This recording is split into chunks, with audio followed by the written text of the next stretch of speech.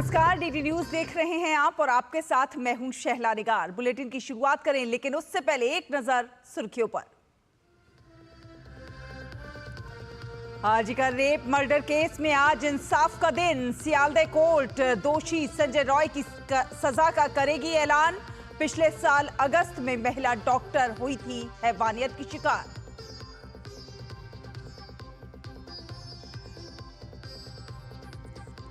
दिल्ली के चुनावी रण में प्रचार अभियान ने पकड़ी रफ्तार। भाजपा, आम आदमी पार्टी और कांग्रेस ने झोंकी पूरी ताकत। आज नामांकन वापसी का अंतिम दिन।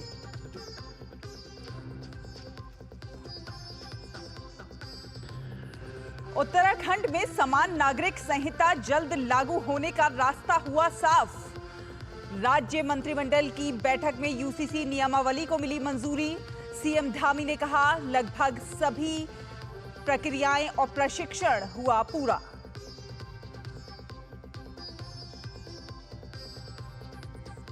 संत चिन्मय कृष्ण दास की जमानत याचिका पर बांग्लादेश हाई कोर्ट में आज सुनवाई। हिंदू अल्पसंख्यकों की उठाते रहे हैं आवाज। देशद्रोह का आरोप थोपकर पिछले साल नवंबर में किया गया था गिरफ्तार।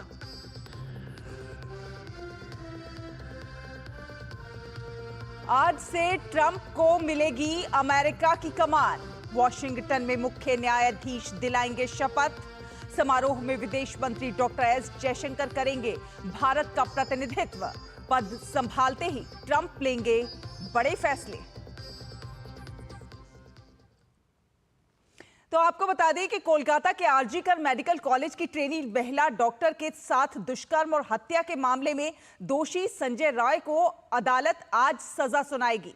सियालदह कोर्ट की अतिरिक्त जिला एवं सत्र न्यायाधीश सजा का ऐलान करेगी। पिछले साल 9 अगस्त को अस्पताल के मेडिकल कॉलेज और अस्पताल के सेमिनार हॉल में डॉक्टर के साथ दुष्कर्म और हत्या की वारदात हुई थी। घटना के अगले दिन मुख्य आरोपी सिविक वॉलंटियर संजय राय को गिरफ्तार किया गया था। केंद्रीय जांच एजेंसी ने मुख्य आरोपी संजय रॉय की फांसी की सजा की मांग की है। तो आरजीकर मामले में आज बड़ा दिन। आरजीकर केस में दोषी संजय रॉय को सजा का होगा ऐलान। और बांग्लादेश में संत चिन्मय कृष्ण दास की जमानत याचिका पर आज उच्च न्यायालय में सुनवाई की संभावना है। चटगांव की एक अदालत ने 2 जनवरी को उनकी याचिका खारिज कर दी थी। बांग्लादेश सम्मिलिता सनातनी जागरण ज्योति के प्रवक्ता और इस्कॉन के पूर्व पुजारी चिन्मय कृष्ण दास को 25 नवंबर 2023 को ढाका हवाई अड्डे से देशद्रोह के आरोप में गिरफ्तार किया गया था। वे जेल में है। चिन्मय कृष्ण दास बांग्लादेश में हिंदू समुदाय और अल्पसंख्यकों की सुरक्षा और उनके अधिकारों की मांग करते रहे हैं। 30 अक्टूबर को चिन्मय कृष्णदास और 18 अन्य लोगों के खिलाफ देशद्रोह का मामला दर्ज किया गया था। इस्कॉन बांग्लादेश ने उनकी गिरफ्तारी और इसके बाद हिंदुओं पर हुई हिंसा और हमलों की निंदा की थी। भारत के विदेश मंत्रालय ने उनकी गिरफ्तारी पर चिंता व्यक्त करते हुए बांग्लादेश सरकार से अल्पसंख्यक समुदायों की सुरक्षा सुनिश्चित करने का आग्रह किया था। और अगली खबर का रुख करते हैं। आपको बता दें कि उत्तराखंड राज्य मंत्रिमंडल ने यूसीसी नियमावली को मंजूरी दे दी है और इससे राज्य में समान नागरिक संहिता जल्द लागू होने का रास्ता साफ हो गया है। मुख्यमंत्री पुष्कर सिंह धामी की अध्यक्षता में हुई राज्य मंत्रिमंडल की बैठक में नियमावली को स्वीकृति मिली है। सीएम ने कहा है कि यूसीसी लागू करने से जुड़ी सभी प्रक्रियाएं लगभग पूरी कर ली गई हैं। 2022 के चुनाव में देवभूमि उत्तराखंड की जनता के समक्ष गए थे, तो हमने ये वायदा किया था कि हम सबसे पहले सरकार बनने के बाद पहला काम करेंगे, यूसीसी का विधेयक लाएंगे। हम यूसीसी का विधेयक लेकर आए और उस पर सभी ड्राफ्ट कमेटी ने ड्राफ्ट बनाया, विधेयक पास हुआ, राष्ट्रपति महोदय की मंजूरी मिल गई, एक्ट बन गया। एक्ट बनने के बाद प्रशिक्षण की जो प्रक्रिया है वह भी हमारी लगभग पूरी हो गई है। और आज माननीय मंत्रिमंडल में इस बात पर हमने चर्चा करी है कि जल्दी से जल्दी हम उसका डेटों का, चूँकि सारी तैयारी होने के बाद, क्योंकि भारतवर्ष में सबसे पहले यूसीसी लागू करने वाला राज्य देवभूमि उत्तराखंड बनने जा रहा है, तो सभी चीज़ों की समीक्षा करने के बाद हम जल्दी ही डेटों का ऐलान करेंगे। और जम्मू कश्मीर के बारामूला में सुरक्षा बलों और आतंकवादियों के बीच मुठभेड़ जारी है। मुठभेड़ कल देर शाम जिले के जलूरा गुज्जरपति सोपोर इलाके में शुरू हुई। खुफिया जानकारी के आधार पर सेना और जम्मू कश्मीर पुलिस ने संयुक्त घेराबंदी और तलाशी अभियान शुरू किया था। संदिग्ध स्थान के पास सुरक्षा बल के पहुंचने पर वहां छिपे आतंकवादियों ने अंधाधुंध गोलियां चलानी शुरू कर दी, जिससे दोनों तरफ से गोलीबारी शुरू हो गई। बात करें दिल्ली चुनाव की, तो दिल्ली विधानसभा चुनाव के लिए नामांकन वापसी का आज अंतिम दिन है। 70 सीटों की विधानसभा के लिए 719 उम्मीदवार चुनावी मैदान में हैं। सबसे अधिक 23 उम्मीदवार नई दिल्ली विधानसभा निर्वाचन क्षेत्र से हैं, जबकि सबसे कम 5 उम्मीदवार पटेल नगर और कस्तूरबा नगर सीटों से हैं। मुख्य चुनाव अधिकारी के अनुसार 1522 नामांकन पत्रों में से 477 रद्द कर दिए गए हैं। चुनाव के लिए सभी 70 सीटों पर प्रचार जोरों पर है। आम आदमी पार्टी, बीजेपी और कांग्रेस के तमाम दिग्गज मैदान में जोर शोर से चुनाव प्रचार कर रहे हैं। बीजेपी को जीत दिलाने के लिए प्रधानमंत्री नरेंद्र मोदी 22 जनवरी को मेरा बूथ सबसे मजबूत कार्यक्रम के जरिए चुनावी रणनीतियों पर कार्यकर्ताओं से संवाद करेंगे और विचार साझा करेंगे। तो वहीं इंडी गठबंधन के दबाव के बावजूद कांग्रेस की पूरी ताकत से चुनाव प्रचार करने की योजना है। दिल्ली विधानसभा चुनाव के लिए अगले महीने की 5 तारीख को मतदान होगा। वोटों की गिनती 8 फरवरी को होगी। और दिल्ली भाजपा अध्यक्ष वीरेंद्र सचदेवा और भाजपा नेता योगेंद्र चंदोलिया ने दिल्ली शहरी आश्रय सुधार बोर्ड फ्लैटों का दौरा किया। वीरेंद्र सचदेवा ने अरविंद केजरीवाल पर आरोप लगाया कि केंद्र सरकार की सहायता से गरीबों के लिए बने घर को उपलब्ध कराने में बाधा डालने का आरोप लगाया। मेन होल्स खुले हुए हैं, 25-30 फुट गहरे मेन होल है। कोई गिर जाए तो बचेगा नहीं। बताया गया कुछ बच्चे गिर के इनके पीछे देहांत भी हुआ है। लेकिन घोगा, बवाना, नरेला, यहाँ 50,000 से ज़्यादा फ्लैट, जिसमें केंद्र सरकार का 60% से ज़्यादा पैसा लगा हुआ है। ये गरीबों को, सफाई कर्मचारियों को, मजदूरों को दिए जा सकते थे। लेकिन अरविंद केजरीवाल 3 बार मुख्यमंत्री बनने के बाद जानबूझकर इसमें रोड़ा अटकाते रहे, अहंकार की वजह से, धोखे की वजह से कि गरीब लोगों का भला ना हो जाए। आज जब चुनाव सर पर हैं तो फिर घोषणा कर रहे हैं कि मैं गरीब लोगों को मकान दूंगा। अरे ये 50,000 फ्लैट बने पड़े हैं भाई। अगर तुम अपनी जिद छोड़ दो, अहंकार छोड़ दो, तो मोदी सरकार आज इनको ठीक करके देने को तैयार है। और वहीं नई दिल्ली विधानसभा सीट से कांग्रेस के उम्मीदवार संदीप दीक्षित ने कहा कि प्रवेश वर्मा और आम आदमी पार्टी अपने बनाए मुद्दों पर आपस में लड़ रहे हैं। अब ये साहब वो जाने, इसमें मैं क्या जवाब दूं। प्रवेश जी और आम आदमी पार्टी आपस में उन मुद्दों पे उलझ रहे हैं जिन मुद्दे इन्होंने बनाए हुए हैं आपस में। कोई किसी पे पथराव करे, कोई किसी पे गाड़ी चलाए, ये जाने। मैं तो कह रहा हूँ तहकीकात आएगी, पता चल जाएगा क्या है। हमसे विकास की बात करें ना, आप भी, मैं ये आग्रह है, हम विकास पर चुनाव लड़ रहे हैं और विकास के मुद्दे पे आए तो जवाब दें, आदमी अपनी बात पूछे। जब हिम्मत ही नहीं है इनमें से किसी पार्टी की विकास के किसी काम पर बात करने की, तो क्या कोई उलझे इनसे। दिल्ली में 5 फरवरी को होने वाले चुनाव के लिए आम आदमी पार्टी ने अपने 40 स्टार प्रचारकों की लिस्ट जारी की है। इस सूची में अरविंद केजरीवाल, आतिशी, मनीष सिसोदिया और भगवंत मान जैसे नाम शामिल हैं। साथ साथ संजय सिंह, राघव चड्ढा, गोपाल राय, सौरभ भारद्वाज और सत्येंद्र जैन भी प्रचार करेंगे। दिल्ली चुनाव में आम आदमी पार्टी, बीजेपी और कांग्रेस के बीच त्रिकोणीय मुकाबला होने की उम्मीद है।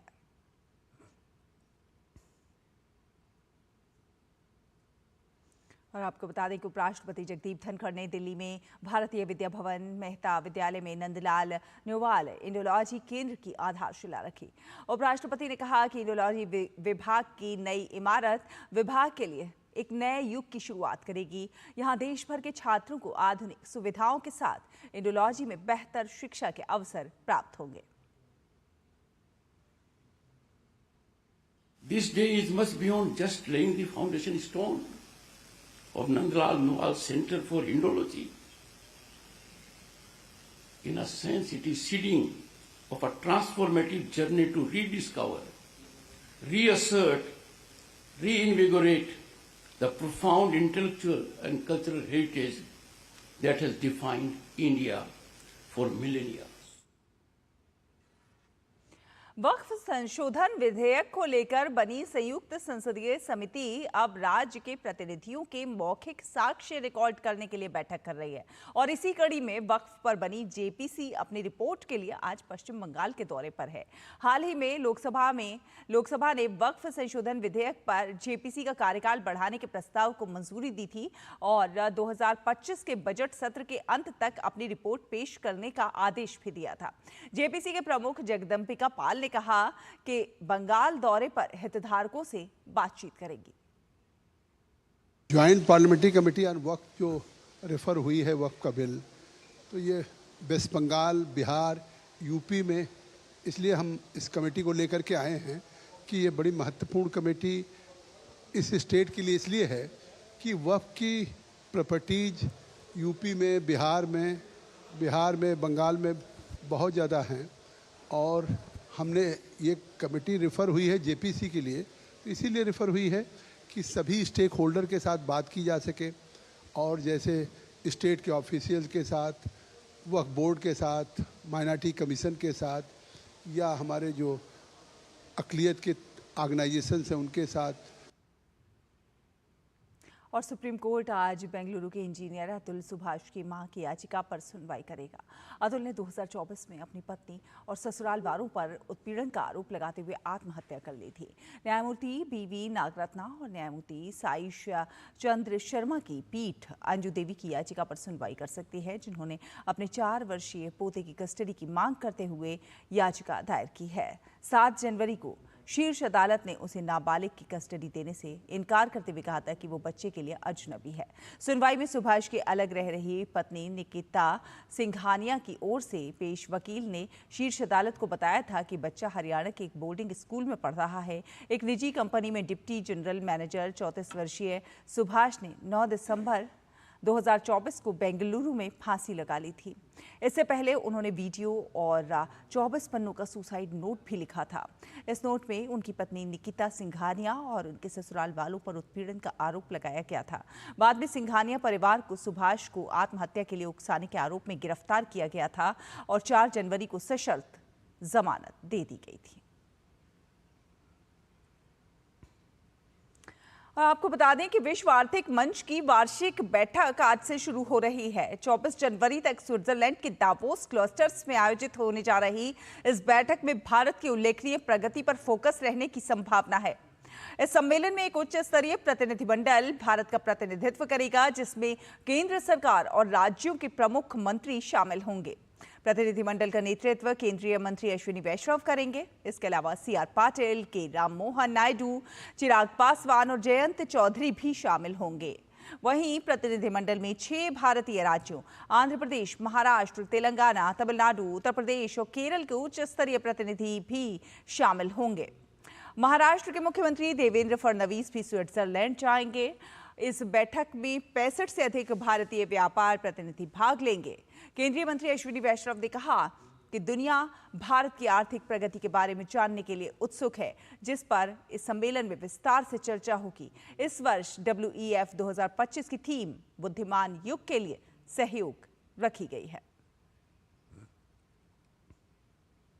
रुकेंगे एक छोटे से ब्रेक के लिए। ब्रेक के उस पर खबरों का सफर अभी जारी रहेगा। आप देखते रहिए DD न्यूज।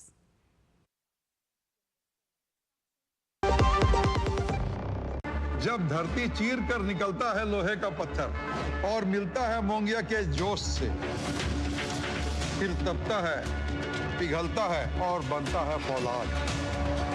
अब होता है सरिया सारी खूबियों के साथ। मोंगिया स्टील, मजबूत देश का मजबूत सरिया।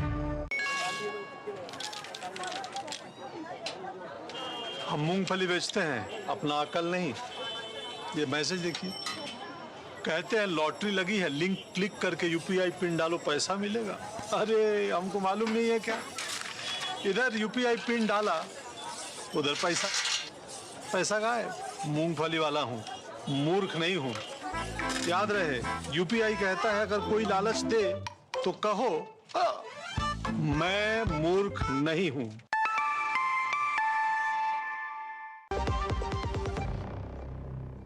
ब्रेक के बाद स्वागत है आपका। रुक करते हैं कुछ अंतर्राष्ट्रीय खबरों का। अमेरिका के राष्ट्रपति डोनाल्ड ट्रंप के शपथ ग्रहण समारोह में शामिल होने के लिए विदेश मंत्री एस जयशंकर वॉशिंगटन में हैं। विदेश मंत्री ने जापान के विदेश मंत्री ताकेशी इवाया से मुलाकात की। विदेश मंत्री ने मुलाकात की तस्वीरें सोशल मीडिया प्लेटफॉर्म एक्स पर साझा करते हुए लिखा कि जापान के विदेश मंत्री ताकेशी इवाया से मिलकर खुशी हुई।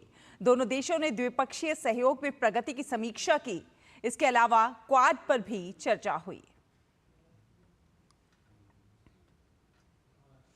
और डोनाल्ड ट्रंप आज अमेरिका के 47वें राष्ट्रपति के रूप में शपथ लेंगे और शपथ ग्रहण वॉशिंगटन डीसी में अमेरिका के मुख्य न्यायाधीश जस्टिस जॉन रॉबर्ट्स की उपस्थिति में भारतीय समय अनुसार रात 10:30 बजे होगा। ट्रंप सत्ता के आधिकारिक हस्तांतरण के दौरान समारोह को संबोधित भी करेंगे। वहीं जेडी वांस को उपराष्ट्रपति के रूप में शपथ दिलाई जाएगी। अनेक विदेशी राजनेताओं के शपथ ग्रहण समारोह में शामिल होने की संभावना है। विदेश मंत्री एस जयशंकर भारत का प्रतिनिधित्व करेंगे। आमंत्रित अतिथियों में टेस्ला के एलन मस्क, अमेजॉन के जेफ बेजोस, मेटा के मार्क जुकरबर्ग, एप्पल के टिम कुक और ओपन एआई के सैम अल्टमैन शामिल होंगे। शपथ ग्रहण से पहले वॉशिंगटन डीसी में विजय रैली में 78 वर्षीय ट्रंप ने अपने समर्थकों को संबोधित किया। उन्होंने अपने कार्यकाल के पहले दिन हस्ताक्षर किए जाने वाले कार्यकारी आदेशों का भी उल्लेख किया। व्हाइट हाउस में प्रवेश करने के तुरंत बाद वो 100 से अधिक कार्यकारी आदेशों पर हस्ताक्षर करने वाले हैं।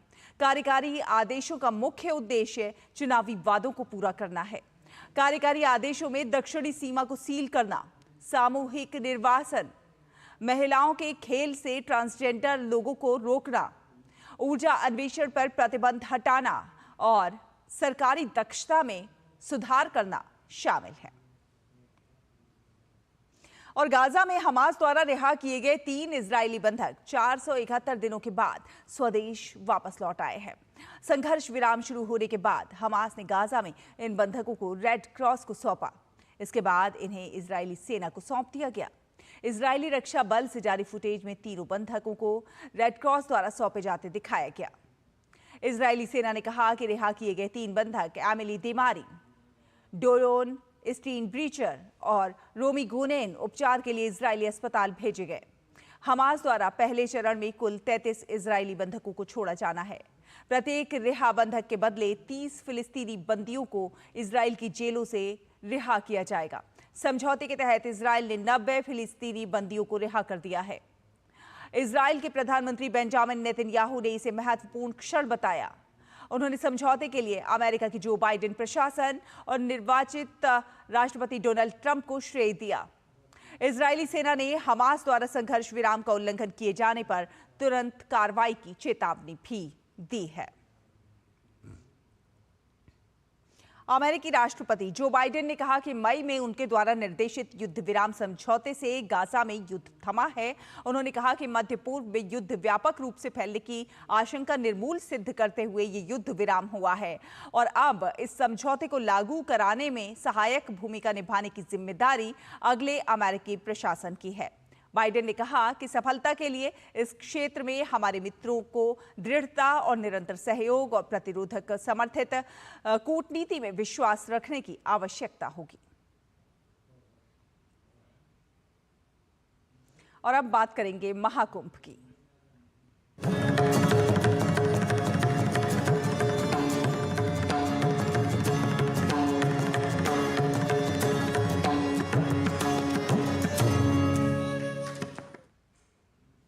उत्तर प्रदेश सरकार ने प्रयागराज में आयोजित महाकुंभ में सभी शिविरों के लिए अग्नि सुरक्षा के संबंध में दिशा निर्देश जारी किए हैं। एडवाइजरी में आग लगने या फिर आपातकालीन घटना की स्थिति में तुरंत नियंत्रण केंद्र, स्थानीय पुलिस और अग्निशमन केंद्रों को 112, 1920, 1090 या फिर ICCC द्वारा निर्दिष्ट नंबरों पर सूचित करने के लिए कहा गया है। आग लगने की स्थिति में आसपास के टेंटों को सतर्क रहने और सतर्क रहने के लिए शोर मचाने के लिए कहा गया है। इसके साथ ही आपातकालीन स्थिति में शांत रहने, ठंडे दिमाग से काम करने, खुद को खतरे में डाले बिना सुरक्षित दूरी से निकटतम अग्निशमन उपकरणों का उपयोग करके आग बुझाने का प्रयास करने की अपील की गई है। मेला क्षेत्र में आने वाले लोगों निकटतम निकास मार्गों के बारे में जल्द से जल्द जानकारी उपलब्ध कराने को कहा गया है। एडवाइजरी में टेंट के अंदर पेट्रोल, केरोसिन, डीजल, गैस या मोमबत्तियां जैसी ज्वलनशील सामग्री न रखने के लिए भी कहा गया है। टेंट के अंदर स्टोव, हवन कुंड आदि जैसी खुली लपटों का उपयोग न करने की सलाह दी गई है। इसके साथ ही साथ जलते हुए दियों, स्टोव या फिर गैस बर्नर में तेल न डालने और पेट्रोल या अन्य अत्यधिक ज्वलनशील पदार्थों को स्टोर न करने और तेज हवाओं के दौरान बाहर खाना पकाने से परहेज करने के लिए कहा गया है। महाकुंभ का आज 8वां दिन है और भारी संख्या में श्रद्धालुओं का संगम में स्नान करने के लिए आना जारी है। अब तक महाकुंभ में 8 करोड़ 26 लाख श्रद्धालु संगम में डुबकी लगा चुके हैं। प्रयागराज पहुंचने वाले श्रद्धालुओं की संख्या बढ़ रही है। आने वाले दिनों में तीर्थयात्रियों की संख्या और भी बढ़ने की उम्मीद है, जिसमें 29 जनवरी को मौनी अमावस्या सहित 4 प्रमुख अमृत स्नान होंगे। तो महाकुंभ में कोलंबिया, रूस, यूक्रेन और दुनिया के अन्य देशों से भी आए श्रद्धालु भक्ति रस में डूबकर विश्व को शांति का संदेश दे रहे हैं। इन सनातन प्रेमी विदेशी श्रद्धालुओं से बातचीत की डीडी न्यूज संवाददाता जया सिन्हा ने। यहाँ पर सब लोग धूम में नजर आ रहे हैं और ये खास तौर पर जो कीर्तन करने वाले यहाँ पर आए हैं वो देश ही नहीं बल्कि विदेश से भी आए हैं। रशिया और यूक्रेन से यहाँ पर ये जो कृष्ण के भक्त हैं वो यहाँ पर पहुंचे हुए हैं। आइए आपके उनसे मुलाकात करवाते हैं किस तरह से यहाँ पर बनाते हैं। आप कहाँ से आए हैं? From where you have come? Vrindavan से। Vrindavan. And you are originally from Ukraine. And how is the experience here at Mahakumbh? Nice Mahakumbh. Very nice. From where you have come? Vrindavan, but you are from? I'm from Russia, Siberia. How is your experience here in the Mahakumbh? I want to stay here permanently because this is 24 hours Kirtan and Ganga Snan, Yamuna Snan, Saraswati Triveni, very power.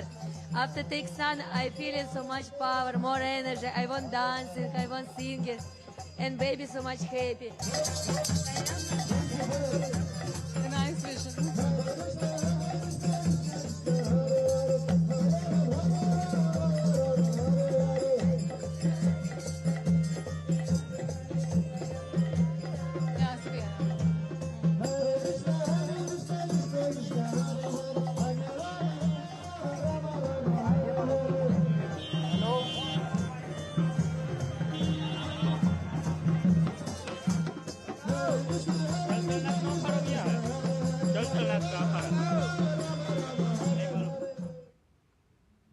चलिए खबरों में आगे बढ़ते हैं। आपको बता दें, जम्मू के राजौरी जिले में पिछले 6 सप्ताह में हुई कई मौतों के कारणों का पता लगाने के उद्देश्य से केंद्र की उच्च स्तरीय टीम प्रभावित गांव का दौरा कर रही है। टीम में स्वास्थ्य एवं परिवार कल्याण मंत्रालय, कृषि मंत्रालय, रसायन एवं उर्वरक मंत्रालय और जल संसाधन मंत्रालय के विशेषज्ञ शामिल हैं। इसमें पशुपालन, खाद्य सुरक्षा और फॉरेंसिक विज्ञान प्रयोगशालाओं के विशेषज्ञों द्वारा भी सहायता की जा रही है। केंद्रीय गृह एवं सहकारिता मंत्री अमित शाह के निर्देश पर गृह मंत्रालय की अगुवाई में एक अंतर मंत्रालयीय टीम का गठन किया गया है। टीम ने 19 जनवरी को दौरा शुरू किया है और स्थानीय प्रशासन के साथ मिलकर तत्काल राहत पहुंचाने के साथ साथ भविष्य में ऐसी घटनाओं को रोकने के लिए एहतियाती कदम उठाने पर भी टीम काम कर रही है।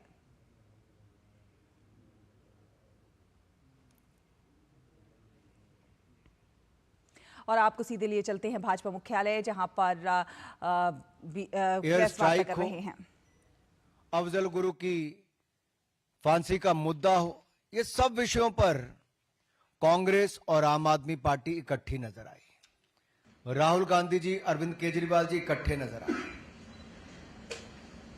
आई तो आम आदमी पार्टी कांग्रेस के घोटालों की बात करके थी, लेकिन आज उनकी छाप जो AAP है ना, वो अराजकता के लिए भी जाना जाता है, अलगाववाद के लिए भी जाना जाता है, आतंकवाद के लिए भी जाना जाता है, अफवाहें फैलाने के लिए भी जाना जाता है। मजबूरी है कि इन देश विरोधी ताकतों से हाथ मिलाना जरूरी है। मैं एक एक करके आपके सामने, आप याद करिए अफजल गुरु की फांसी। देश को इंतजार था कि संसद पे हमला करने वाले को कब फांसी की सजा मिलेगी, लेकिन उसकी फांसी की सजा माफ कराने के लिए किसकी एनजीओ आगे आई, किसके रिश्तेदार, किसके मां बाप उसका हिस्सा थे। दिल्ली की जनता जवाब मांगती है। आतिशी जी, अरविंद जी होंठ सिले रहेंगे कि कुछ बोलेंगे? और यही नहीं, टुकड़े टुकड़े गैंग जिसने देश विरोधी नारे लगाए, देश का नामो निशान मिटाने की बात की, उनके साथ कंधे से कंधा मिलाकर कौन खड़े हुए? जवाब दीजिए। उसको टिकट किसने दी? जो मुखिया थे टुकड़े टुकड़े गैंग के, डबल डेटिंग करने वाले राहुल गांधी जी और अरविंद केजरीवाल जी ने दी। यही नहीं, पंजाब के चुनाव को ले लीजिए, वहां पर आतंकवादी समर्थकों के साथ उनके घरों में रात को रुकने का काम किसने किया केवल चुनाव जीतने के लिए? अरविंद केजरीवाल जी जवाब देना होगा। यही नहीं, दिल्ली के दंगे भड़काकर देश को बदनाम करने का काम किसने किया? किसकी पार्टी के वो नेता थे? आज ताहिर हुसैन अगर जेल में है तो क्या आम आदमी पार्टी उससे दूर भाग सकती है क्या? लेकिन ये वही आम आदमी पार्टी और वही कांग्रेस पार्टी है जो बाटला हाउस कांड के शहीद इंस्पेक्टर एमएल शर्मा, उनकी शहादत पर प्रश्न चिन्ह खड़ा करते हैं। बात यहीं तक रुक जाती तो अलग थी। हमने तो देश में बम धमाकों की रोक लगा दी, लेकिन दिल्ली में कुछ लोग हैं जो बम धमाकों की अफवाहें फैलाकर मां बाप को रुलाते हैं, मां बाप घबराते हैं और स्कूल बंद हो जाते हैं।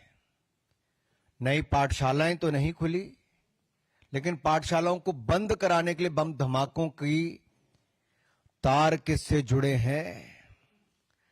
अरविंद जी, आतिशी जी कोई जवाब देंगे क्या? कि राहुल गांधी जी भी यहां पे चुप रहेंगे, उनसे सवाल नहीं पूछेंगे? सवाल यह खड़ा होता है कि दिल्ली में डराने का, धमकाने का ऐसे 400 बार ये काम कौन करता है? आज इस बात का जवाब देना ही होगा। और फॉरेन फंडिंग, जो ऐसे आतंकवादी सोच के समर्थक हैं, आतंकवादी सोच को आगे बढ़ावा देते हैं, जो हिंदुस्तान का नामो निशान मिटाना चाहते हैं, जो खालिस्तान बनाना चाहते हैं, उनसे फंडिंग लेने का भी अपराध क्यों किया?